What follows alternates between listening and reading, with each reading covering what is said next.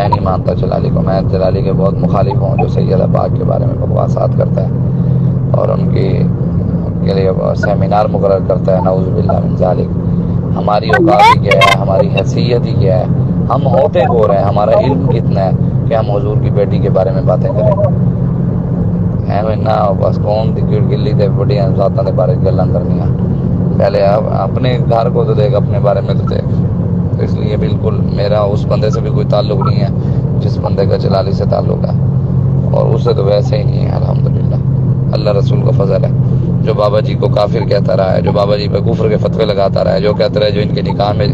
جنازے میں جائے گا اس کا نکاح ٹوٹ جائے گا، جو کہتا رہا ہے کہ بابا جی نعوذ باللہ دجال ہے، تو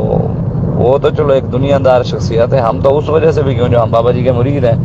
تو الحمدللہ بابا جی کے مرید ہیں، تو ان کے بارے میں کوئی بغض رکھتا ہے تو ہمارا تو اس سے ویسے بھی ہے، ساتھ ساتھ پھر وہ سیدہ پاک کا بھی ہے، پھر